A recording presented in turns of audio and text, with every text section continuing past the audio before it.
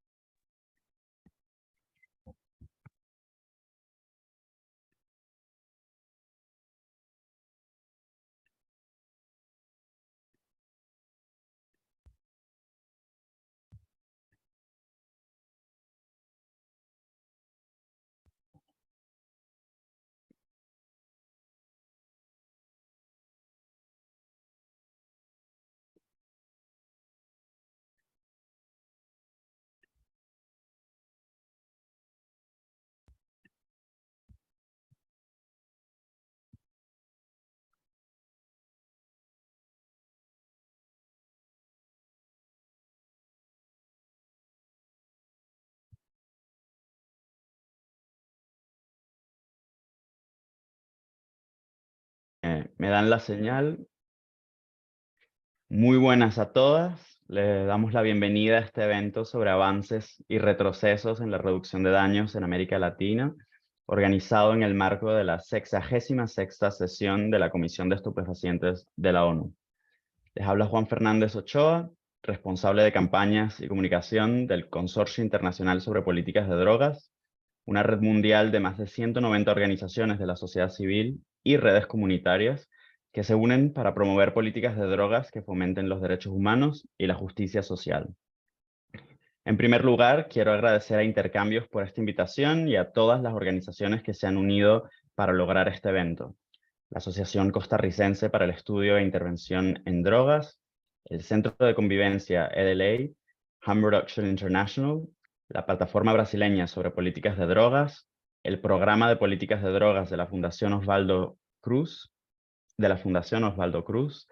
la Red Brasileña de Reducción de Daños y Derechos Humanos, la Red Latinoamericana y del Caribe de Personas que Usan Drogas, LAMPUD, y el Consorcio Internacional sobre Políticas de Drogas, que es la organización de la cual formo parte.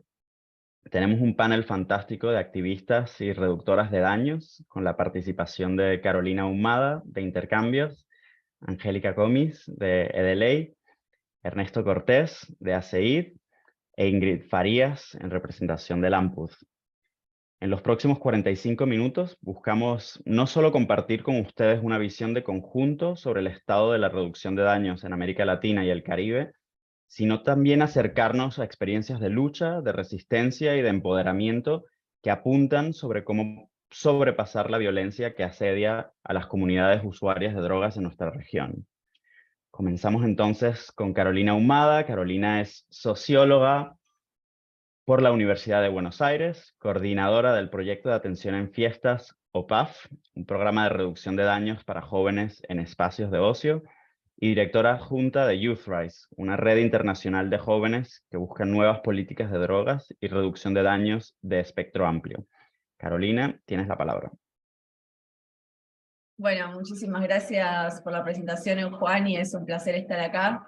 Voy a empezar compartiendo pantalla para hablar, digamos, de lo que sería el overview o el resumen global del último informe del Estado Mundial de la Reducción de Daños en el 2020, del periodo 2020, perdón, al 2022.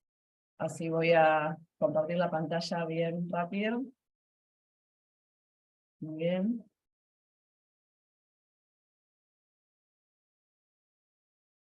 ¿Se puede ver bien? Por ahora me pone cargando, pero antes sí se veía. Creo que cuando lo pusiste en pantalla completa dejó de verse. Pero Sí. sí, quizás. Sí. Me pasa eso últimamente. A ver, voy a tratar de... Ahora pone haz clic en salir de la pantalla completa. Claro. Ah, Sí. ahí lo vemos, ahí lo vemos. Sí, queda mal porque, bueno, se va a ver como no tan, No en pantalla tan completa, lo grande, pero entiendo. bueno, es lo que hay, digamos. Bueno, bien. Pido disculpas por la computadora, pero sí me ha pasado ya de que cuando abría toda la pantalla completa, bueno, empecemos. Este es como bien dije antes, es un resumen del Estado Mundial de la Reducción de Daños del último periodo.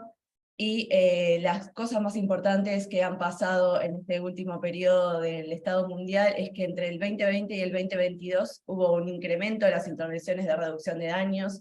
Por primera vez desde el 2014, este informe encuentra un incremento en el número de países que implementan servicios clave, como por ejemplo en 5 países de África tienen nuevos programas de agujas y jeringas, 4 países tienen sala de consumo seguro de drogas oficiales, que quiere decir aprobadas por los gobiernos, digamos, de manera legal, por decirlo así. Una de ellas es México, que voy a hablar después. 3 países han introducido terapias con agonistas opiáceos por primera vez, y ningún país ha tenido la implementación de programas de agujas sin jeringas, o terapia con agonistas opiáceos, o sala de consumo seguro desde el 2020. Por primera vez, este informe ha recolectado información proveniente de cada país sobre kits para fumar seguro. Esta es una variable que hemos, digamos, empezado a investigar en el último informe, y la investigación arroja que kits para fumar seguro son distribuidos en 19 países del mundo, como Brasil y México, donde, por ejemplo, en México se distribuyen desde hace 2 años kits para fumar seguros con pipas, encendedores y papel de aluminio, además de flyers o información impresa, consejería entre pares y análisis de sustancias. De Brasil no voy a hablar porque María Angélica va a hablar muchísimo mejor que yo. Y bueno, a nivel global, Canadá y la República Checa tienen programas de farmacoterapia recientemente. Otra de las cuestiones es que las crisis económicas, políticas, humanitarias y ambientales han puesto a la reducción de daños en riesgo. En Afganistán, como bien sabemos, el Talibán ha tomado control del país en agosto del 2021, lo cual ha tenido un impacto muy significativo en la provisión de servicios de reducción de daños. La invasión de Rusia a Ucrania también en febrero del 2022 ha causado en Europa el movimiento de refugiados más grande desde la Segunda Guerra Mundial, poniendo en riesgo no solamente los servicios en el país, sino también en los países vecinos. La disponibilidad, la accesibilidad y la calidad siguen siendo problemas significativos para la reducción de daños. Los servicios no están proporcionalmente distribuidos en la mayoría de los países, y como bien sabemos, la gente que vive alejada de las ciudades no son alcanzadas por los servicios, sin decir que, por supuesto, mujeres, personas de la comunidad LGBTIQ+, migrantes, refugiados, personas marrones y negras y pueblos originarios también se encuentran o expulsados, o el acceso a los servicios es muchísimo más difícil. Por eso las necesidades específicas de las mujeres que usan drogas permanecen sin atender, de una manera muy grave en todos los contextos, haciendo, por ejemplo, que la sociedad civil se ponga en campaña para poder revertir de alguna manera esto. Como bien vemos acá en la diapositiva en inglés, la voy a traducir al español, hay 6 nuevos programas de agujas y jeringas desde el 2020, en Burundi, en Costa de Marfil, en la República Democrática del Congo, Guinea y Uganda. Las terapias con agonistas opiáceos han aumentado en el último periodo en 3 países, en Argelia, Mozambique y Uganda, y las salas de consumo seguro han aumentado en 4 países comparando con el 2020. Ellas son Grecia, Islandia, México y Estados Unidos. Y las referencias que sostienen que la reducción de daños se encuentra en documentos de políticas nacionales ha aumentado de 87 países a 105 en el 2022. Y como bien vemos en la diapositiva, Eurasia es la región que más documentos tiene de este tipo. Ya para ir terminando con el resumen global, no sé cuánto tiempo me queda porque todavía tengo que hablar de Latinoamérica, pero bueno, la reducción de daños en prisiones se encuentra estancada desde el 2020, lamentablemente. Solo 9 países poseen programas de agujas y jeringas en prisiones, y Canadá es el único país que tiene una sala de consumo seguro en el mundo en prisiones. El número de países que proveen terapias con agonistas opiáceos no ha cambiado, manteniéndose en 59.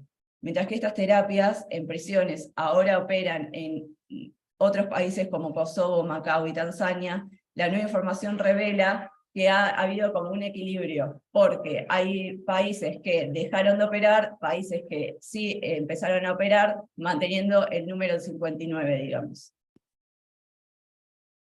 Los programas de agujas y jeringas en prisiones, como bien dije, en la región de Eurasia, en Norteamérica, en Europa,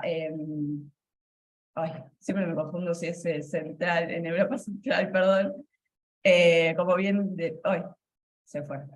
Como bien vemos acá en la diapositiva, ha aumentado en el último periodo.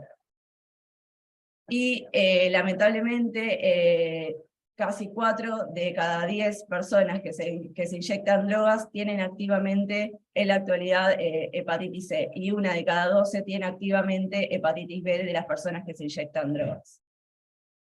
La respuesta al COVID-19, como bien sabemos en el último tiempo, fue dominada por una parcela en el proceso de vacunación de la población. Estigma y barreras estructurales para acceder a servicios de salud y desigualdad a nivel global en la disponibilidad de vacunas. Esto lo sabemos muy bien, y voy a hacer así muy rápido esto, para aprovechar los avances logrados en la reducción de daños desde el 2020, los países deben categorizar la reducción de daños como un servicio esencial de salud pública durante las crisis. Bien, voy a dejar de compartir pantalla para hablar rápido un poco de la situación de Latinoamérica.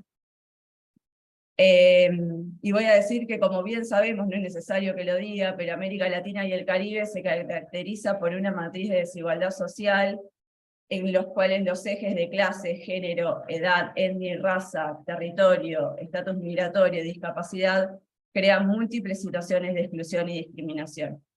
Por esto, el movimiento de la reducción de daños se caracteriza por tener un enfoque basado en derechos humanos, también político y humanitario, que atiende a la vulnerabilidad social de las personas que usan drogas, más que tener un enfoque centrado en la aplicación de los servicios, que esto no quiere decir que no se haga.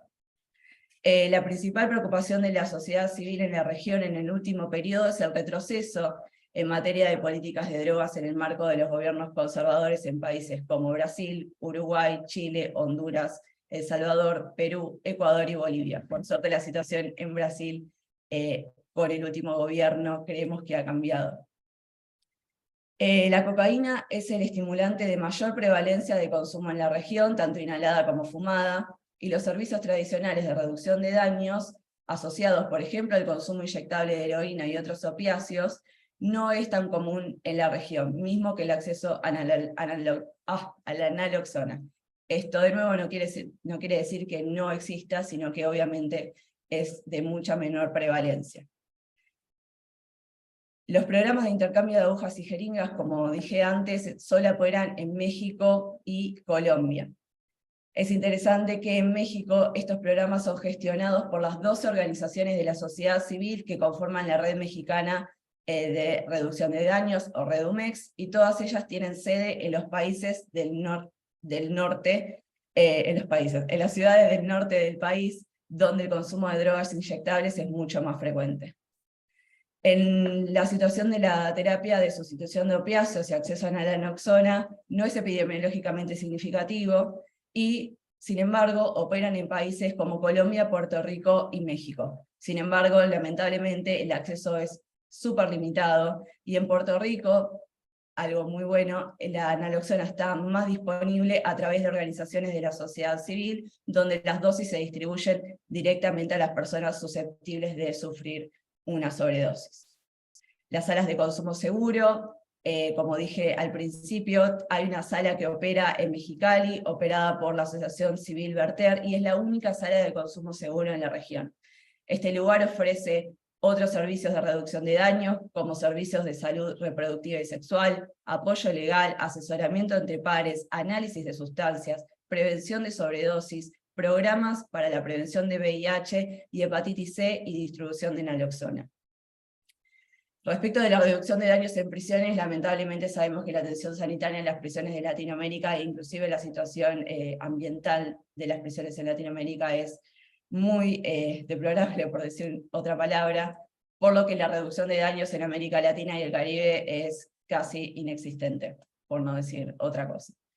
Las organizaciones de la sociedad civil consideran que los programas de reducción de daños en prisiones son necesarios, pero lamentablemente, como dije, no forman parte de la agenda política de la región. Hay un programa, sin embargo, en Bolivia dirigido por Acción Andina que ofrece apoyo basado en un enfoque de reducción de daños a las personas que salen de la cárcel si se les ha diagnosticado algún tipo de drogodependencia. La medicación antirretroviral, sin embargo, las pruebas de detección de VIH y la tuberculosis están oficialmente disponibles de manera gratuita en todas las prisiones de la región, aunque la accesibilidad sigue siendo un problema, como bien se informó, por ejemplo, en el caso de la Argentina. Y no sé cuánto tiempo me queda, Juan, pero quería hablar un poquito sobre la regulación de cannabis, si es Tienes posible. 3 minutos. Perfecto.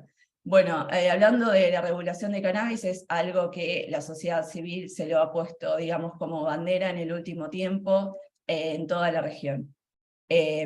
Los debates sobre la regulación como forma de superar el control criminal del mercado de drogas está avanzando en toda América Latina y el Caribe. Sin embargo, estos avances, que incluyen la legislación nacional, coexisten con discursos prohibicionistas y políticas punitivas para controlar la oferta de otras sustancias ilícitas, como por ejemplo en Colombia, Perú y Bolivia. Esto se traduce en que las personas que usan drogas, los cultivadores, los pequeños vendedores, experimentan la estigmatización y la criminalización, así como un aumento de la violencia vinculada al mercado legal. Ya lo hemos visto en los debates de la CND, por eso es que estoy usando un saco, perdón si ven esto desde Argentina, que sé que está haciendo un calor infernal, pero vimos desde el lunes como los debates sobre la hoja de coca, por ejemplo, y el tema de la regulación de cannabis en la región, en Latinoamérica, se está llevando muchos oídos y muchos debates en los pasillos, y esperemos que también en los plenarios adentro. Uruguay es el único país de la región que cuenta con una ley integral que regula todo tipo de uso de cannabis, y es también el primer país en el mundo en legalizar el mercado de cannabis con un fuerte control estatal. México y Colombia avanzan hacia una regulación integral y cuentan con sentencias judiciales que garantizan su acceso y producción.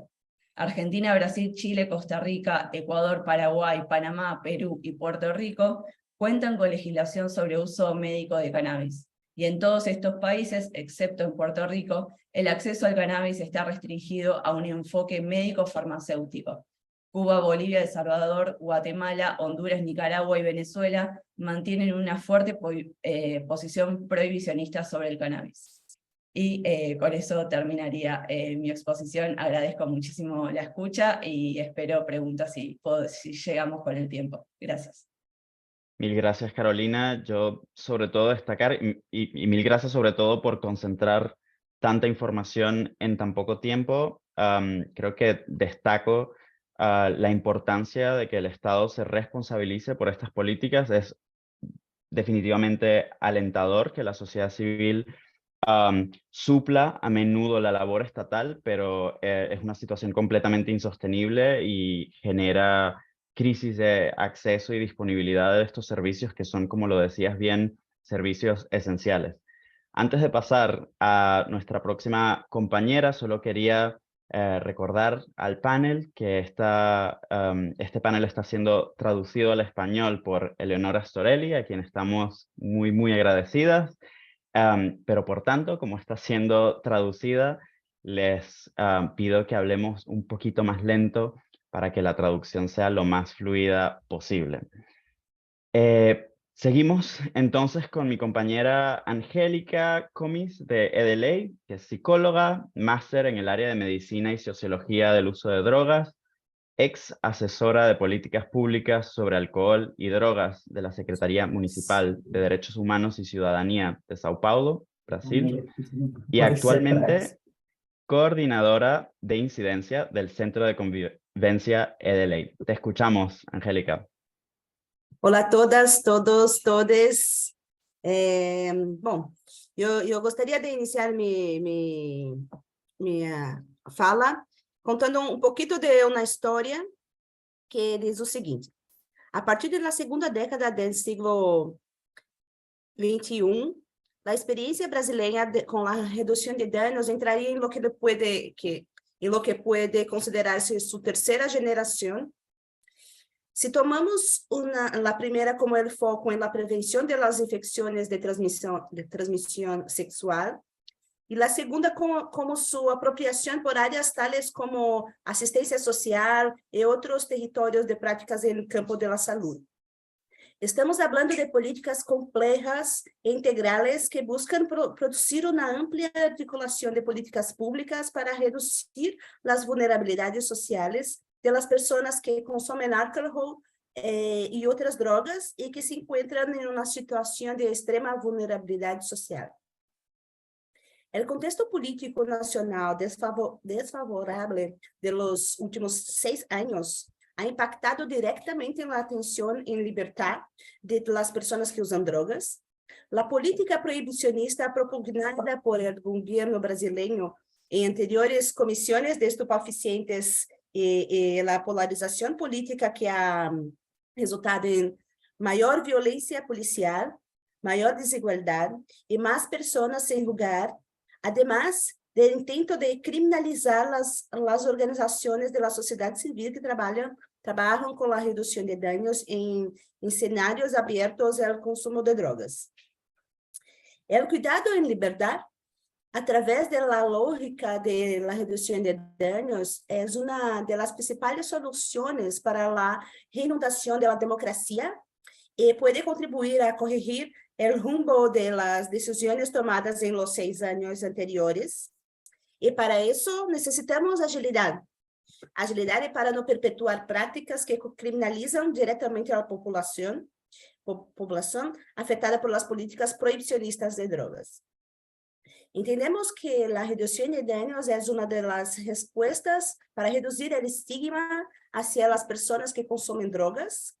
Nosotros trabajamos con la educación entre pares, reducción de daños en festas, en escenarios abiertos de uso de drogas, con la distribución de parafernalias para el uso de drogas más seguro. Nosotros entendemos que América Latina y el Caribe cuentan con países que experimentan una enorme desigualdad social. Por ejemplo, en Brasil, las mujeres, personas sin hogar, las personas negras enfrentan violaciones de derechos fundamentales como la falta de acceso a agua potable y alimentación. En ese sentido, la reducción de daños involucra interseccionalidades estructurales que debe ser modificado. El racismo, el sexismo, la transfobia son ejemplos de violaciones experimentadas por una gran parte de la población brasileña y tenemos que cambiar eso. En este sentido, la reducción de daños involucra prácticas baseadas en los derechos humanos y posibilita la expansión de la vida, especialmente para las personas más afectadas por la guerra contra las drogas. Y nosotros entendemos también que la política prohibicionista de drogas dificulta el trabajo de reducción de daños, ya que el moralismo presente en las discusiones relacionadas al consumo de drogas aleja a las personas del cuidado. Y las estrategias como vivienda, espacios de convivencia y garantía de derechos están siendo reiniciados, porque debido a las dificultades políticas, nosotros tivemos una gran pérdida de recursos de las actividades.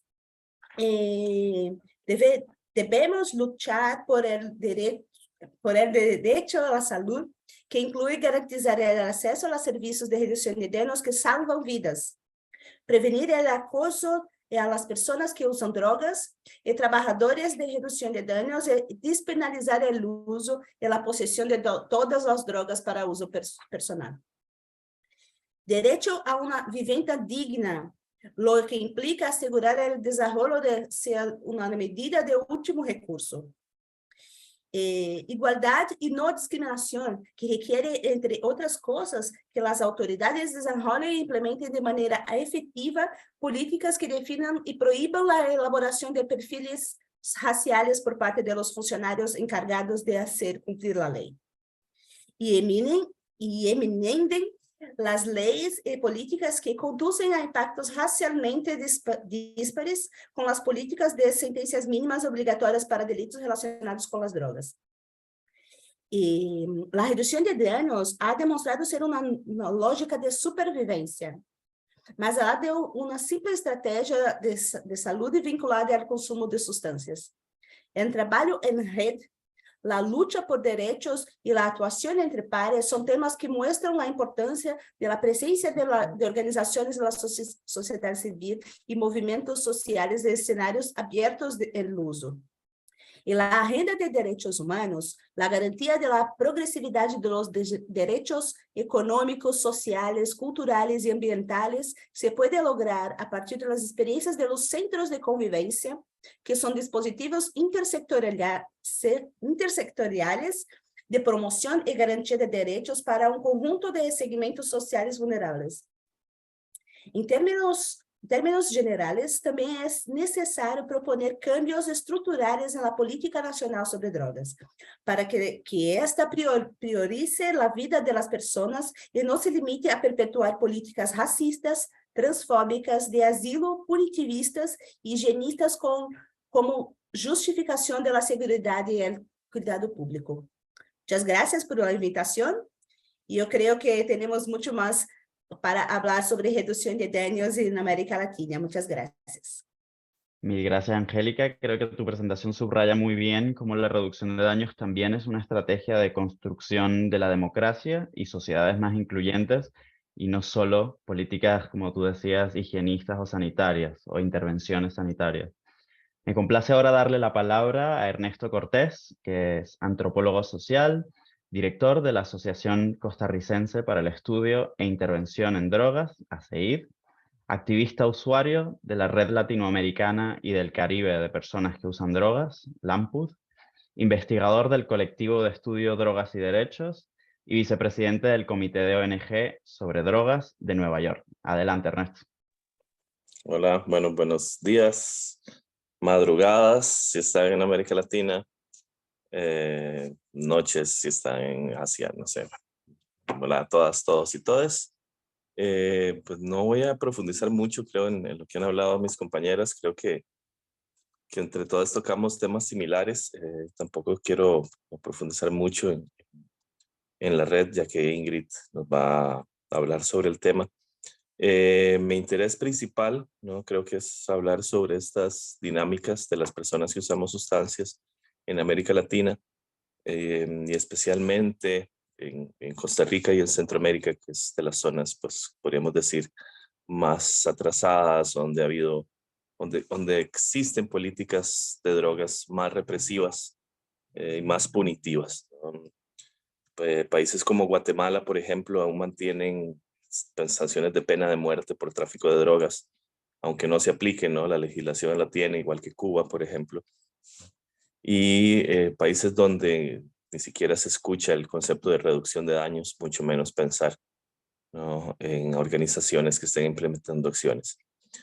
Sí me parece importante mencionar, un poco como Caro nos mencionó en el Global State de reducción de daños, ¿no? Una de las características que tenemos en América Latina es el bajo nivel de inyección, ¿no? El inyectarse sustancias y especialmente opioides como heroína es raro.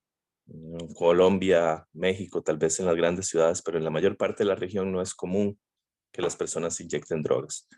Y eso ha tenido un impacto directo en el financiamiento de la reducción de daños, ¿no? Ya que mucho del financiamiento viene del ámbito de la respuesta al VIH.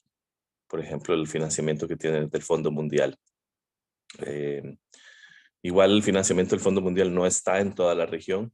La mayor parte de los países con mayor población o que se supone que tienen mayor desarrollo económico no tienen una inversión del Fondo Mundial. En este caso decir como Brasil, Argentina o México, Chile, no existe financiamiento del Fondo Mundial, ¿no? Y en el resto de los países donde sí hay, hasta hace poco que se incluye al LAMPUD como una de las redes que participan de un financiamiento multipaís, es que empezamos a participar las personas que usamos drogas en la respuesta al VIH. Y ahí vienen todos estos conceptos también de poblaciones clave, por ejemplo, ¿no? Las poblaciones clave, entendiendo aquellas poblaciones en mayor riesgo de transmisión del VIH, pues las personas que usamos drogas no somos consideradas una población clave.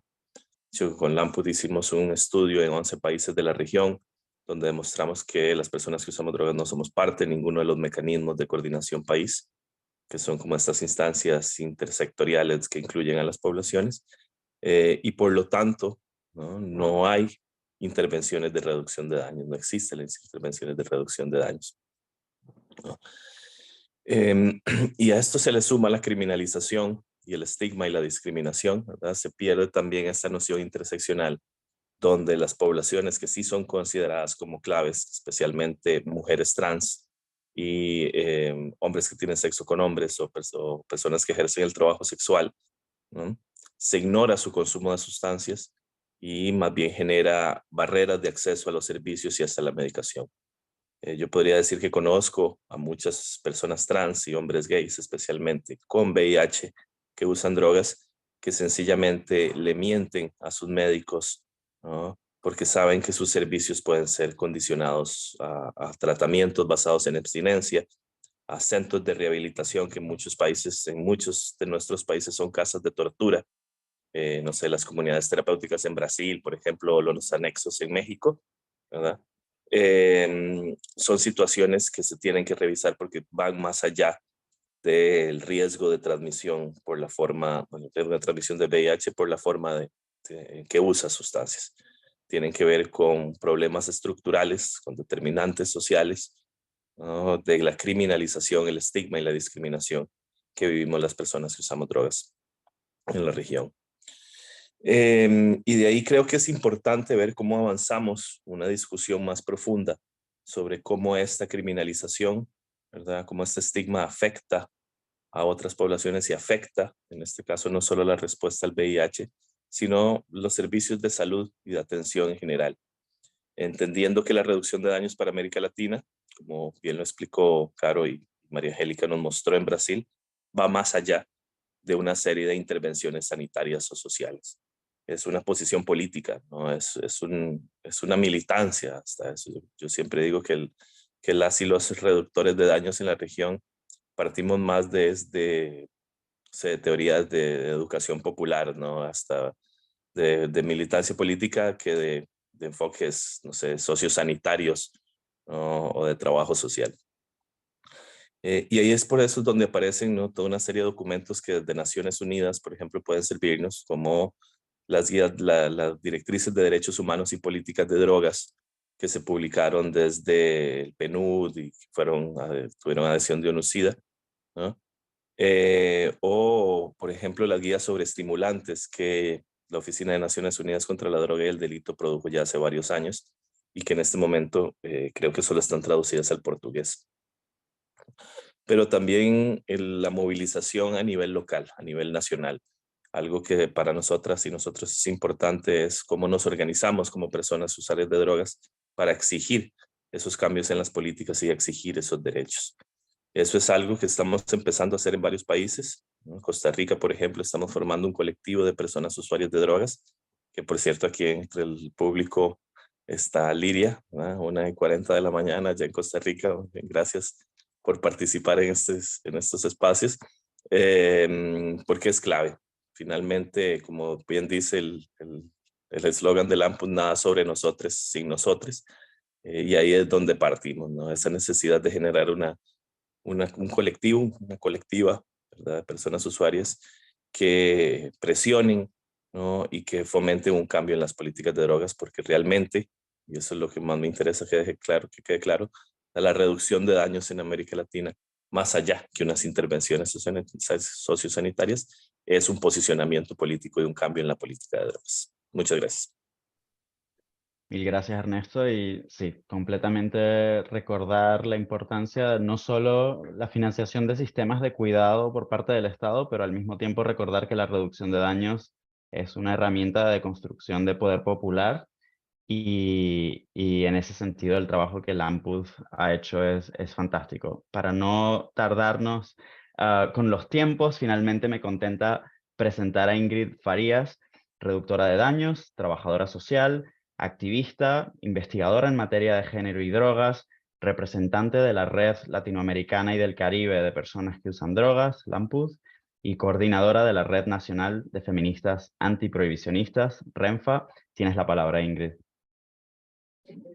Gracias, Fernández. Un buen día a todos y todas que están escuchando a nosotras ahora. Como dice Ernesto, buenas noches también, buenas tardes, porque estamos en muchos horarios ahora.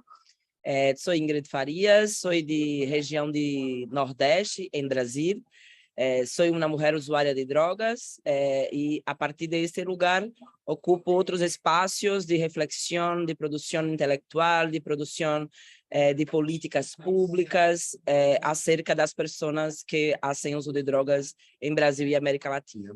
Estoy acá representando LAMPU, que es una organización muy importante en la región de Latinoamérica, porque tiene a mucho tiempo debatido y compartido con las personas una idea de que las personas que hacen uso de drogas son personas que también necesitan de garantizar sus derechos, de garantizar sus vidas y, acima de todo, también su autonomía. Entonces, estamos hablando aquí de una reducción de daños, que es una estrategia de vida, una estrategia de defesa da vida, uma estratégia de defesa da autonomia das pessoas que hacen uso de drogas e uma estratégia, acima de tudo, de cuidado, de atenção para as pessoas que hacen uso de drogas. É importante também falar que a redução de danos em los últimos anos também tem se afastado de su naciente. Su naciente é em las pessoas que usam drogas, em los territórios que hacen uso de drogas e la institucionalización, la construcción de la política, no se puede permitir que hace una separación entre su nacimiento y su ejecución en los días actuales. Entonces, es importante que nosotros podamos reafirmar que la estrategia de reducción de danos, acima de todo, es una estrategia de garantía de autonomía y organización política, de fortalecimiento social de las personas que hacen uso de drogas. No es posible que pensamos una reducción de daños que es localizada em único território, com uma única abordagem, porque sabemos que a cada território dentro do Brasil, que é um país continental, mas também dentro da região da América Latina, necessitamos implementar as ferramentas específicas para os territórios. Não é possível que possamos compartilhar estratégias, mas é necessário que é muito importante que nós estejamos fazendo isso acerca da realidade territorial, da realidade local, que as políticas públicas sejam influenciadas por nosso trabalho, pero que esta influência não se permita que lhe afastem as pessoas que usam drogas de um espaço que é necessário e fundamental, que são os espaços de decisão, que são os espaços de participação, de monitoreio da política, e isso tudo é muito importante porque se permitimos que a redução de danos se afaste de seu nasciente, acaba que não garantizamos que a redução de danos cumpra seu papel, que é o papel de fortalecer a autonomia e fortalecer a presença das pessoas que usam drogas nos processos de discussão e decisão. Creio que é importante também falar acerca da participação das mulheres, das pessoas afro também em América Latina, das pessoas indígenas também em América Latina, que estão fazendo, que são as principais impactadas por esse modelo de guerra às drogas, por esse modelo de superencarceramento, por esses modelos de criminalização, violação de direitos. Então, estamos falando também em Brasil, como, por exemplo, de assassinatos, de pessoas que estão sendo executadas porque estão fazendo a defesa das pessoas que fazem uso de drogas. Estamos falando de pessoas que estão sendo criminalizadas por ser uma pessoa usuária de drogas. Então, não podemos mais segurar este contexto em América Latina, não podemos mais ser a única região do mundo que vive o impacto da guerra às drogas de uma forma tão violenta, de uma forma tão violadora de los derechos. Então, é muito importante falar que as mulheres, as pessoas afro, as pessoas indígenas têm sido protagonistas de los processos de cambio em América Latina, pero também em Brasil. É importante falar que em Brasil, que é um país continental, um país de muitas culturas e muitas realidades diferentes, ainda assim é importante dizer que temos construído uma solidariedade importante para pensar que a redução de danos precisa estar conectada. Então, não estamos falando apenas de uma redução de danos em um território, uma região de Brasil, estamos falando de uma redução de danos que podemos compartilhar com todo o mundo. E esta redução de danos e esta mirada de redução de danos é a mirada que nós queremos defender. Então, no sé cómo está mi tiempo, Fernando. Si quisieses, tuvieses 2 minutos más, si quieres. Gracias. Então, vou utilizar os 2 minutos para reafirmar a necessidade que as estratégias de redução de danos, que os grupos, organizações de pessoas que fazem uso de drogas, os grupos e as organizações de mulheres, de pessoas afro, de pessoas indígenas, estejam mais envolvidas em esta temática. Então, não estamos falando apenas de trazer as pessoas que fazem uso de drogas para fazer esse debate, mas trazer as pessoas que estão organizadas, fazendo debates de participação política, de luta por direitos em todo o mundo. Eu sou parte da Rede Nacional de Feministas Antiproibicionistas, que é a maior rede de América Latina, composta por mulheres usuárias de drogas, e é uma rede que tem hecho um debate, um compromisso com a América Latina, que é um compromisso de influenciar o campo progresista, influenciar nosso campo para que nosso campo hable de drogas, para que nosso campo hable de redução de danos. Então, as pessoas que estão falando de direito à cidade, as pessoas que estão falando de agroecologia, as pessoas que estão falando de justiça climática, todas essas pessoas precisam falar de drogas, precisam falar de redução de danos, e este é o maior compromisso que nós temos agora, que é um compromisso de influenciar nossos atores de toda a América Latina, mas de todo o mundo, para que possamos ter uma redução de danos que esteja alinhada com as pessoas que usam drogas acima de tudo. Então, graças por esse espaço, graças a intercâmbios, graças também a compartilhar com esse espaço com minhas companheiras Maria Angélica de Brasil, Ernesto de Lamput, e ver também outras chicas e outras companheiras acá de Lamput que também estão participando. Lídia, um gosto, Costa Rica. Então, é isso. Graças, Fernando. Mil gracias, Ingrid. Me quedo sobre todo de tu presentación con la idea de que la reducción de daños no es tiene que responder a las necesidades y a las realidades del territorio y de las poblaciones de personas usuarias de drogas que son increíblemente diversas, y responder a las necesidades y realidades específicas de las personas usuarias de drogas en su complejidad. Todas las presentaciones hoy han subrayado grandes retos para nuestra región, y sin embargo yo destacaría también cómo cada una de estas presentaciones reflejan el gran potencial de la reducción de daños, no solo como intervenciones de salud capaces de proteger el bienestar y la vida de nuestra gente, sino también como estrategias de reconocimiento, de empoderamiento y de construcción de comunidades donde quepamos todas, libres de explotación económica, libres de patriarcado, de racismo, de violencia policial y de exclusión. Un agradecimiento enorme a Carolina, Angélica, Ernesto e Ingrid por compartir su sabiduría, compartir su lucha, y a todas quienes se unieron para escucharnos. Tengan un muy bonito día. Muchas gracias por haber participado.